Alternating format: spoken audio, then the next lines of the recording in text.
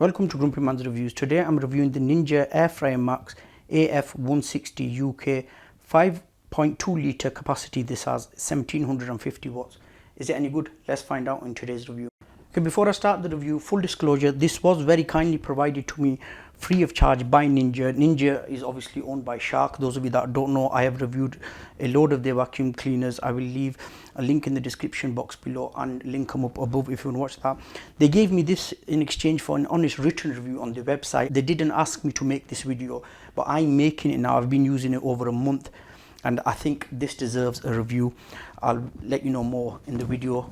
Anyway, you get a instruction manual. It comes in a really nice colourful box. This explains everything.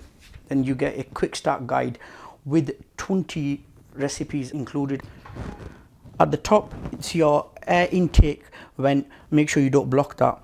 At the back, you've got your air outlet. So when you do put it in your kitchen, make sure you don't push it really close to the wall. Leave it a bit of room. On the side here, you've got a little handy sticker.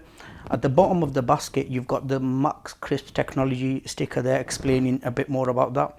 The basket, if I just move it out, you can see it's got the crisper plate in there. You can buy accessories for this available on Ninja's website.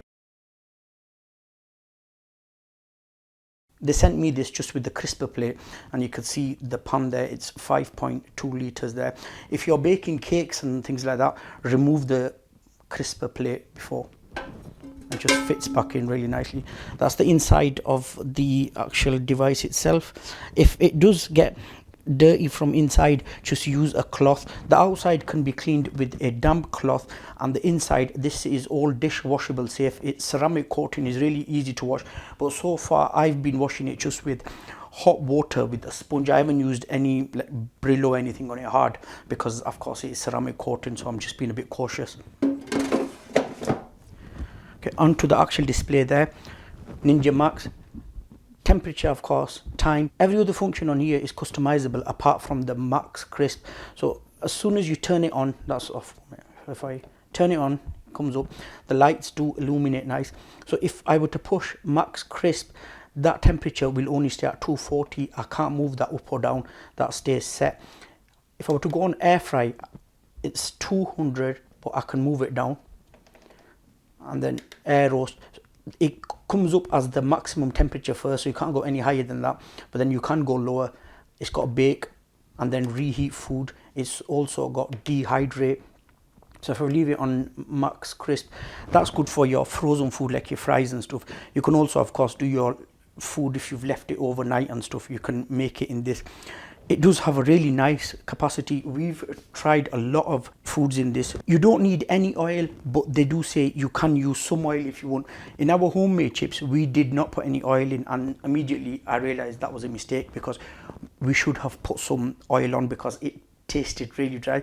When you first do use it, it will have a bit of a funny smell, of course, because all the parts and things like that are new. But once it settles in, the smell will get away, because I remember when we started using it first, my teenage daughter, she couldn't stand the smell and she'd be running out, but now she uses it all the time. We use it all the time. It is of course a healthy alternative. You can also do chicken wings in this. Do they taste as good as deep fried?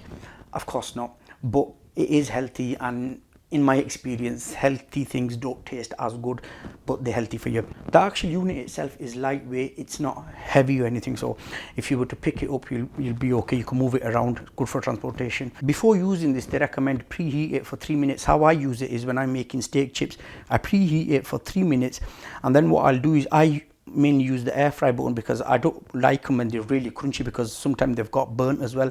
It's all trial and error really. I put in for 17 minutes, and it's very important after every 5 or 6 minutes, take the pan out, and if you've got chips in, give them a shake, or if you've got drumsticks in or chicken or anything, or fish even, we could make fish in this, toss them over. That's very important so they cook evenly on both sides.